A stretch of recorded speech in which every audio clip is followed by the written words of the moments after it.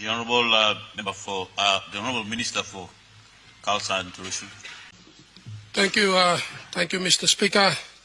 Mr. Speaker, before me talk, I would like to seek leave of Parliament to give me extended time should I run out of time delivering this very important statement in Parliament.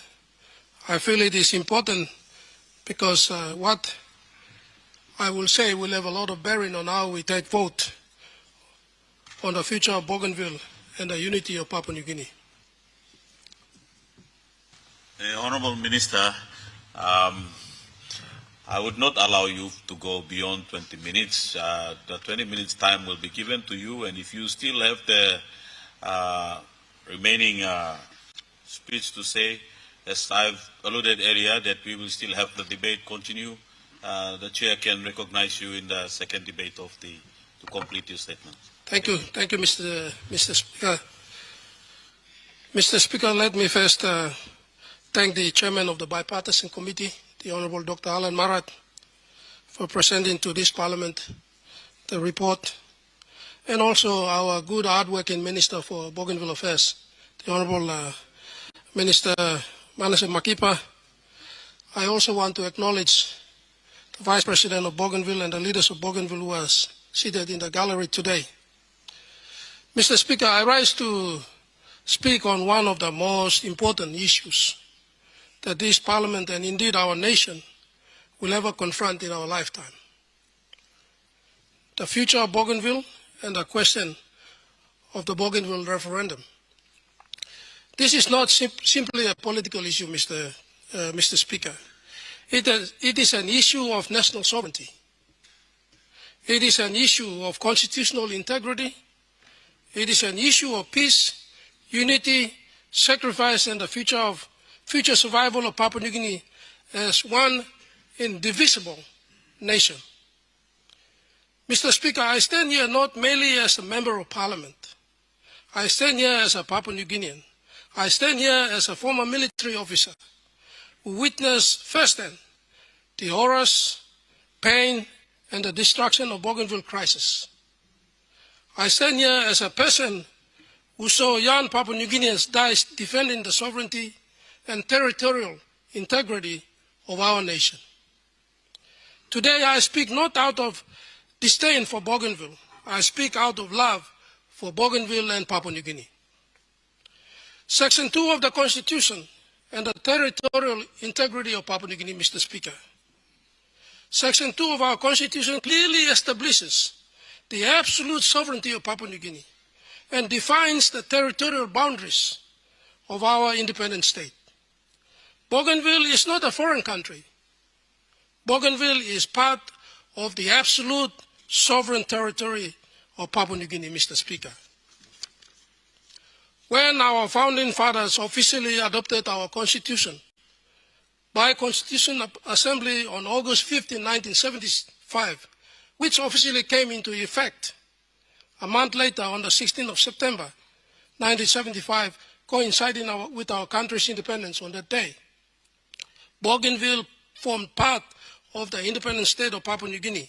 That constitutional position remains in effect today. No parliament should lightly surrender the sovereign territorial boundaries of our nation.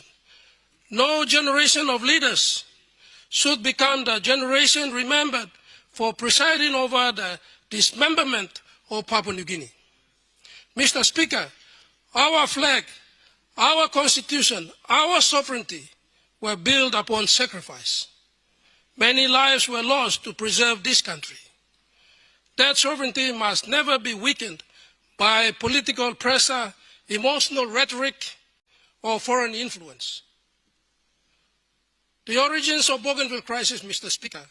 To properly understand where we are today, we must honestly reflect on how Bougainville Crisis began. The roots of Bougainville Crisis were complex. They involved grievances over the Panguna mine, environmental destruction, landowner compensation, identity, and distribution of wealth. But they were also political failures. The crisis escalated in 1998, during the period when the Pangu-led government was in power under the prime ministership of Sir Beldan Nama. The state response, 1988, pardon me, in 1988. The state response at the time was inconsistent, reactive, and at times disconnected from the realities on the ground.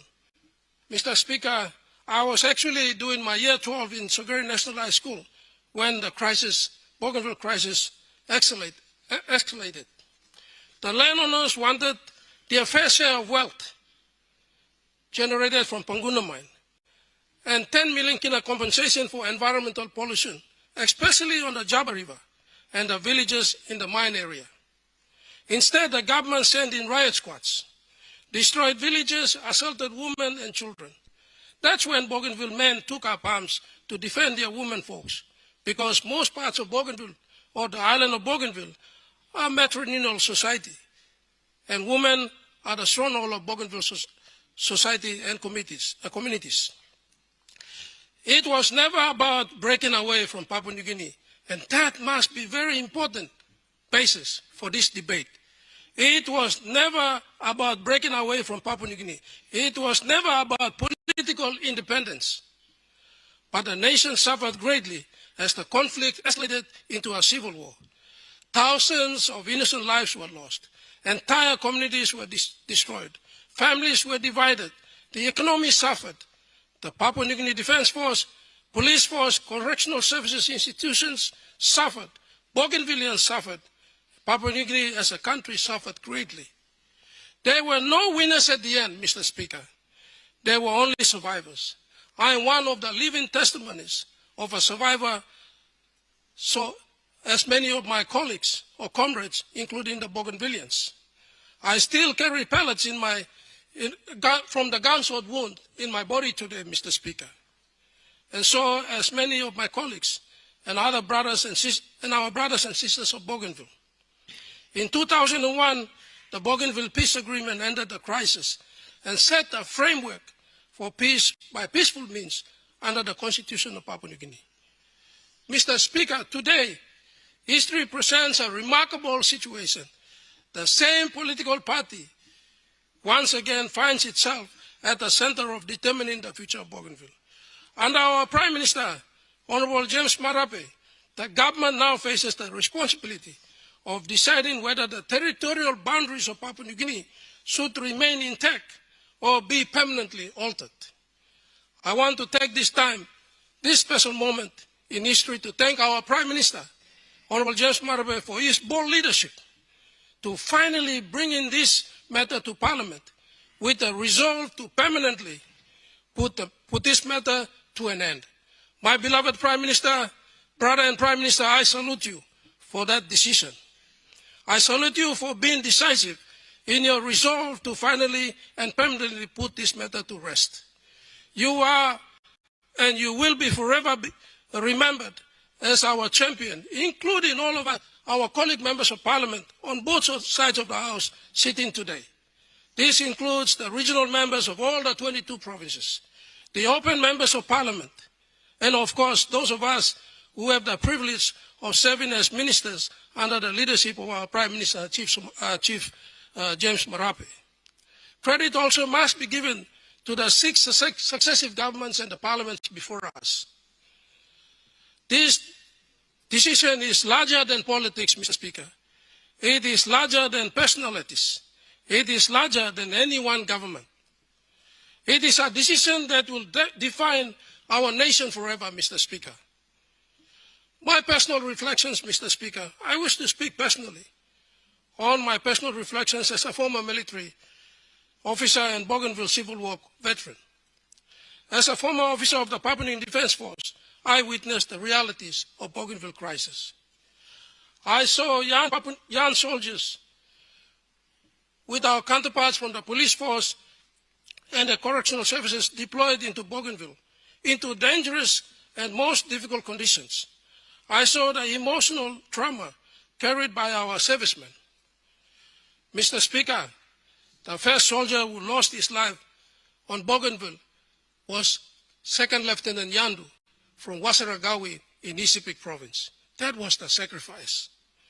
Mr. Speaker, I saw resistance fighters who fought alongside Public Defense Force soldiers to protect the constitutional sovereignty and territory of our country. Mr. Speaker, I saw young soldiers die in Bougainville. War, Mr. Speaker, war is not a theory. War is not politics. War is human suffering. Many who spoke before me, who spoke today, and who will speak later in this parliament, Mr. Speaker, were not there. Many did not carry weapons. Many did not bury friends. Many did not witness the pain endured by both Bougainvilleans and members of the security forces. I did, Mr. Speaker. I also reflect on the Sandline affair, or the Sandline crisis, as we all know. The Sandline crisis represented one of the darkest constitutional moments in our nation's history. The decision to engage foreign mercenaries to interfere in Bougainville created a dangerous constitutional and political crisis. Had the mercenaries got on Bougainville, the situation would have been more bloodier than it was already. I believe some of the Bougainvillean leaders, including President Ismail Toroma, and Ezekiel Massad, and others, would probably not be alive here today. That's a fact. These mercenaries were ruthless and merciless and follow no rules of war. Had the mercenaries got on Bougainville, situation would have been worse. At that time, many of us believed strongly that Papua New Guinea's sovereignty and democratic institutions were being undermined. The nation stood at the edge of instability. My colleagues, Major Walter Enuma, Captain Bola Renagi, Colonel Max Aliale, Major Charlie Andrews, late Captain Boris Ageda, late Captain Phil Imek, late Lieutenant Colonel Michael David, Captain James Pima, Captain Paul Boga, Major General Jerry Sinkrop, Lieutenant Linus Osaba, just to name a few. Mr. Speaker, we all participated to save the lives on Bougainville because we love the Bougainvilleans. I salute those of my colleagues for the bold stand we took to remove the mercenaries from our country. I believed our nation prevented further bloodshed and devastation on Bougainville, but we were banished to Bomana maximum security prison, only to be later released on parole and after serving 2.5 years in jail, and later given unconditional pardon by the Queen of England through advice from the head of state of Papua New Guinea on the 15th of September 2005. Mr. Speaker, we did it for national unity. We did it for peace and for harmony and for the love of Bougainville and Papua New Guinea. Mr. Speaker, I want to take this special moment also to thank the National Alliance-led government under the Sumare Temu government for my freedom and the freedom of my two colleagues. I want to also thank the Honorable Dr. Sep Pukatemu, the Honorable William Duma, who was then the chairman of the Power of Mercy Committee, Mr. Patrick Purites, late Dr. Lawrence Kalino, and Moses Maladina for the freedom that they have given me and two of my colleagues. I salute you for that decision. Mr. Speaker, in March 17, 1997 was a moment in history that the country stood together in unity amidst diversity, or our complex diversity, to save our brothers and sisters on Bougainville. The public servants, the three security forces united, the university students, the NGOs led by the human rights lawyer and activist, Mr. Paul Spakov, now the governor of NCD, the Honorable Paul Spakov, Betty Lafanama, Father Lack. These are all men that stood with the soldiers, united in one nation, one country, one people, to reject the mercenaries from Bougainville, from going to Bougainville, because we believe it was morally and ethically the right thing to do. Mr. Speaker, these mercenaries are not ordinary soldiers.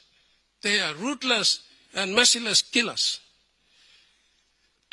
The government's bad decision took us 72 hours to arrest all the mercenaries and deport them from our country because of our love for our people on the island of Bougainville, to save 360,000 people on Bougainville. Mr. Speaker, March 17, 1997 will go down in history as the day when the entire nation stood together in unity to say no against the government's decision to hire mercenaries to go to Bougainville. History may not have clearly recognized and articulated the genuineness of our role in Sandline Crisis, but history will certainly acknowledge Sandline Crisis as the catalyst for the start of the Bougainville peace process. The lesson from Sandline must never be forgotten. Bougainville issues cannot be resolved through force, foreign manipulation, emotional blackmail, or political intimidation.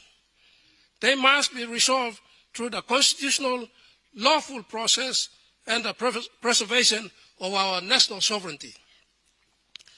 Mr. Speaker, I will now speak on the referendum result, whether it reflects the true wishes of all Bougainvilleans. Mr. Speaker, we are constantly reminded that 97.7% voted in favor of independence during the referendum. But this Parliament must carefully examine whether that result truly represents a fully informed, free and fair, balanced reflection of the wishes of our people. Mr. Speaker, referendum occurred after decades of conflict, political messaging and emotional trauma. Many Bougainvilleans understandably carry historical grievances. However, we must ask ourselves questions. Were all viewpoints equally represented? Were those supporting continued autonomy within PNG given equal voice? Did fear, historical resentment, and political pressure influence the outcome? Did the referendum fully account for the long-term economic realities facing Bougainville? Mr. Speaker, this Parliament must also consider many Bougainvilleans who continue to identify themselves proudly as Papua New Guineans. There are many who value continued partnership with Papua New Guinea. Their voices must not be ignored, especially during the Bougainville crisis and after the crisis. The referendum result was politically significant, but under the Constitution, it was never intended to be automatically binding. This Parliament has a solemn constitutional responsibility to independently assess what is in the best interest, both for Bougainville and for Papua New Guinea. Mr. Speaker, one of the most serious concerns relates to whether the conditions required under the Bougainville Peace Agreement were fully satisfied before the referendum took place. Peace Agreement clearly contemplated two critical pillars, and I say two critical pillars. One is the weapons disposal, and two, good governance. These are not mere considerations, Mr. Speaker. These are conditions that must be met before the referendum is carried out. The constitutional provisions are contained in Part 14 of the Bougainville referendum, of which is enshrined in our Constitution. Section 338 and Section 342. The question is, were they fully complied? I say no, they were never fully complied. Bougainville leaders and Bougainvilleans failed themselves in complying with those provisions of the Constitution. Honorable Minister, I interrupt you. The honorable members, the 20 minutes given to the minister has lapsed. By hearing the presentation that he made in his speech, gives more background to the honorable members of this parliament in the later debates to come. So using my discretion, I gave him another extra 10 minutes to sum up your speech, honorable member. Thank you, Mr. Speaker. Mr. Speaker, Section 338, referendum to be held. Subject to this section, a referendum on the future Bougainville status, future political status of Bougainville shall be held in accordance with this division. The referendum shall be held no earlier than 10 years or no later than 15 years. That has been done. The referendum shall be held, that condition is so important. Referendum shall be held only where the conditions relating to weapons disposal, very important, only relating to weapons disposal and levels of good governance of Bougainville are satisfied. Were they satisfied? I said no. Section 342 of the referendum results and implementation. Mr. Speaker, I said this in my commentary, that Section 338, subsection 3, is one of the most debated provisions in the current independence discussion, because it expressly states the referendum shall be held only where the conditions relating to weapons disposal and levels of good governance of Bougainville are satisfied. Those who oppose immediate independence often rely on the subsection to argue that weapons disposal was not fully completed and or good governance benchmarks were not fully achieved. The autonomous Bougainville government generally argues that the referendum was lawfully authorized. Both governments agreed it could proceed. International observers participated, and therefore the constitutional requirements were treated as sufficiently met before the voting occurred. Section 342 is so politically sensitive because it does not expressly say Parliament must approve the referendum result. It does not say Parliament may reject the referendum result. It does not expressly say the referendum result automatically takes effect. But rather, it only requires consultation between national government and the Bougainville government and the presentation of the result to Parliament. The issue of non-binding nature of the result of the referendum originates from this section and derives from the interpretation that presentation of the results to Parliament is the final constitutional step before the results can be of any effect. Until it reaches Parliament, it remains of no effect, hence non-binding.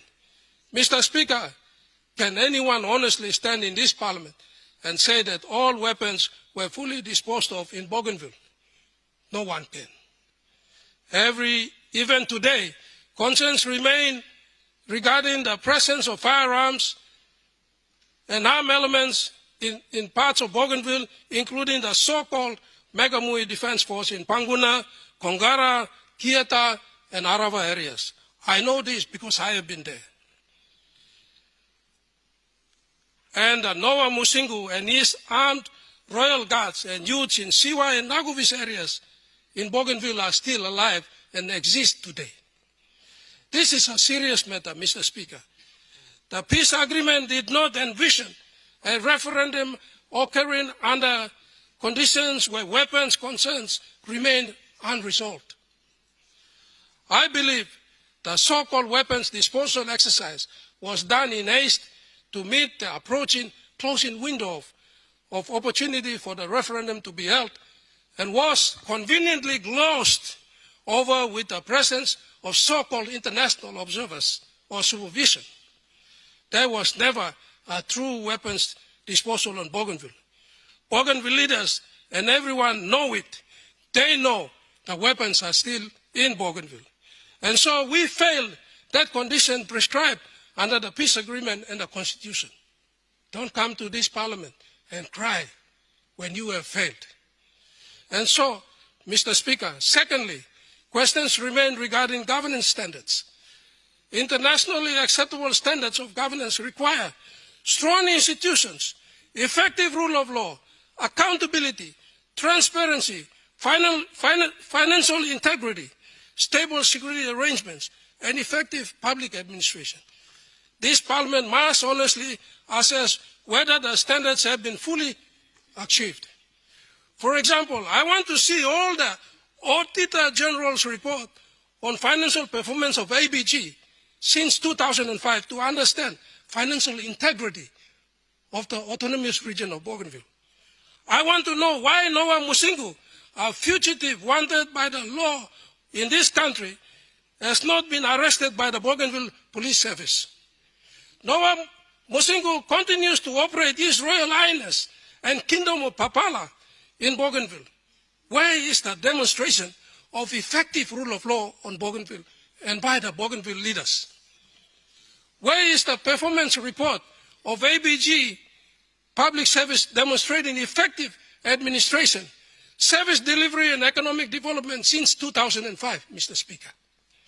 Mr. Speaker, the issue before us is not whether Bougainvilleans deserve respect. They do. We have given them. We have fought for them. We died for them. We got rid of mercenaries because we love them. The issue is, have they met those requirements?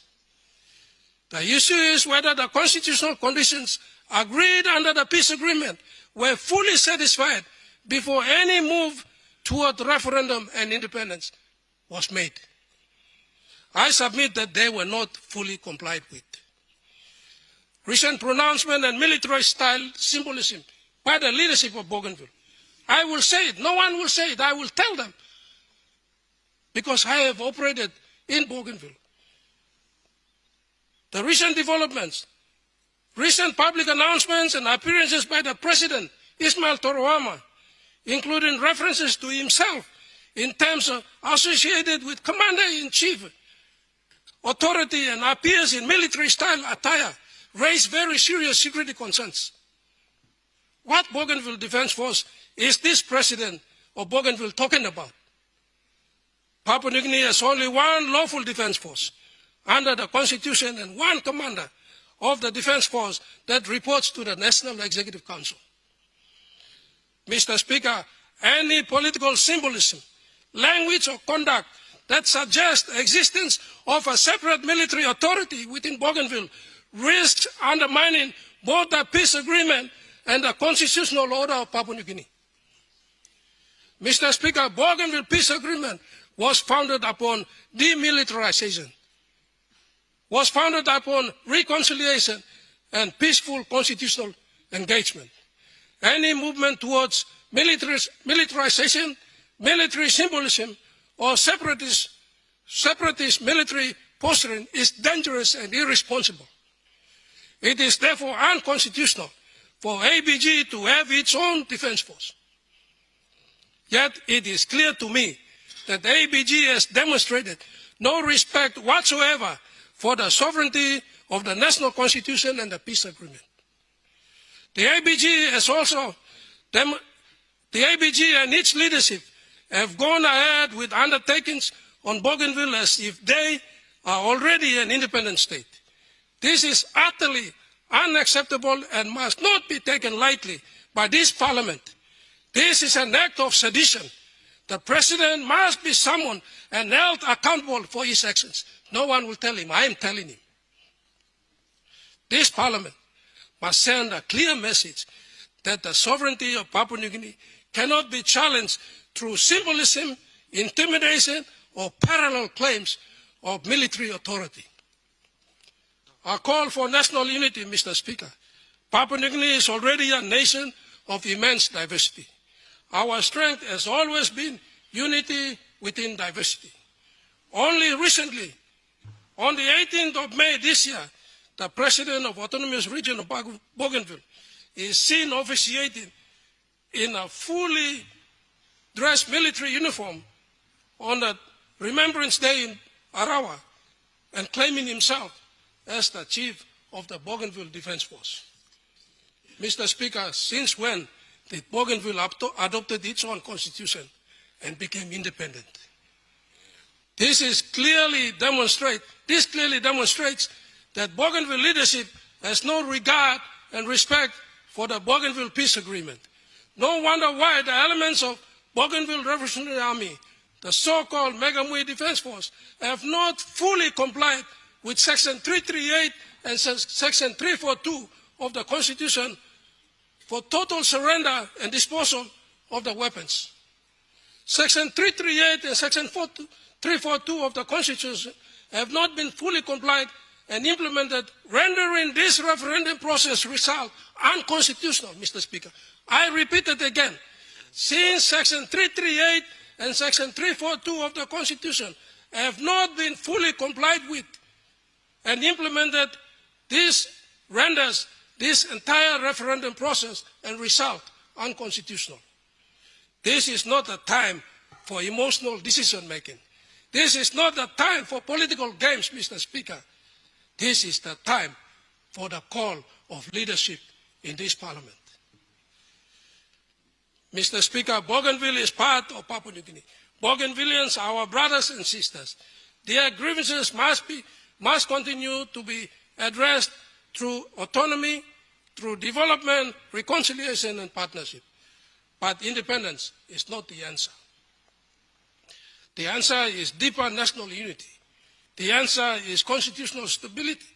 The answer is meaningful autonomy within one sovereign Papua New Guinea. In conclusion, Mr. Speaker, after careful reflection on the Constitution, the territorial integrity of Papua New Guinea, the incomplete conditions surrounding the referendum, the unresolved weapons disposal concerns, the governance challenges, recent developments that threaten the spirit of peace agreement and the Constitution of Papua New Guinea, I state categorically today, for and on behalf of myself and the peace-loving citizens of Vanimo Green River Electorate and Greater Papua New Guinea Party, that this Parliament must reject outright the Bougainville referendum result due to the fact that they have not met the conditions of the Bougainville Peace Agreement and the Constitution under Section 338, subsection 3. Let us preserve peace. Let us preserve unity. Let us preserve absolute sovereignty handed down to us by our founding fathers at the independence in 1975, on the 16th of September 1975. History will judge the decisions we make today, Mr. Speaker, on this floor of Parliament. May we act not in fear. May we act not in anger. May we act with wisdom and courage and unwavering commitment to one united Papua New Guinea. May our Creator God, the Almighty, bless our motherland, Papua New Guinea, as established and defined under Section 2 of our Constitution, Mr. Speaker. Thank you, Mr. Speaker.